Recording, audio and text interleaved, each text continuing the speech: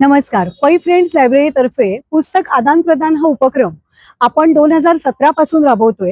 हे आपलं 9वं वर्ष आहे पुस्तक आदान प्रदान या विषयाचं.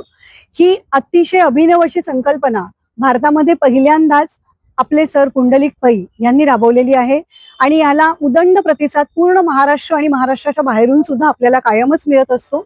गेली काही वर्ष आपण सावळाराम महाराज क्रीडा संकुल इथे हा कार्यक्रम करत होतो, पण यावर्षी तिथलं काम चालू असल्यामुळे आपण कार्यक्रमाचं स्थळ बदललेलं आहे. CP गोयंका हायस्कूल, शिवमंदिर रोड, रामनगर, डोंबिवली पूर्व इथे आपण यावर्षी 9 एप्रिल म्हणजे उद्यापासून ते 14 एप्रिल पर्यंत सकाळी 10 ते रात्री 9 या वेळामध्ये आपला हा कार्यक्रम असेल. हा कार्यक्रम म्हणजे खरं सगळ्या भाषेतल्या विविध पुस्तकांचं असं प्रदर्शन आहे. यामध्ये 2 प्रकार आहेत. सगळ्यात पहिला प्रकार जे आपलं वैशिष्ट्य आहे, तुम्ही तुमच्या घरातली कुठलीही वाचून झालेली सुस्थितीतली पुस्तकं इथे आणायची. त्या पुस्तकाच्या बदल्यात तुम्हाला इथल्या प्रदर्शनात मांडलेली जेवढी पुस्तकं आवडतील तेवढीच पुस्तकं परत घ्यायची आणि यासाठी नाममात्र असं 10 रुपये शुल्क तुम्हाला देण्यात येईल. तसंच नवीन पुस्तक विक्रीही इथे उपलब्ध आहे. ज्यांच्याकडे घरातून द्यायला पुस्तकं नाही आहेत किंवा नवीन स्टॉक हवाय त्यांनी पण आवर्जून आमच्या प्रदर्शनाला भेट द्या, कारण इथे आमच्याकडे भरपूर नवीन पुस्तकं तुम्हाला उपलब्ध आहेत. तसंच या वर्षीची आपली थीम आहे स्वातंत्र्यवीर विनायक दामोदर सावरकर.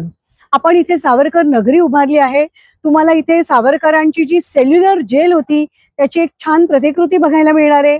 सावरकरांचे विचार बघायला ऐकायला मिळणार आहेत. त्यांच्याविषयीची पुस्तकंही बघायला मिळतील. त्यातली काही दुर्मिळ पुस्तकं इथे खास विक्रीसाठी आम्ही उपलब्ध केली आहेत. याचीही सर्व रसिक वाचकांनी नक्की नोंद घ्यावी. तसंच उद्यापासून जो आपला कार्यक्रम चालू होणार आहे त्यामध्ये रोज संध्याकाळी आपण काही चांगले असे उत्कृष्ट दर्जाचे कलात्मक, सांस्कृतिक, वाचकप्रिय असे कार्यक्रम आयोजित करत असतो. खास उद्याचं आकर्षण असं आहे की या वर्षीचे महाराष्ट्र साहित्य परिषदेचे जे अध्यक्ष आहेत योगेशजी सोमण, ते आपल्याकडे उद्घाटक म्हणून येणार आहेत.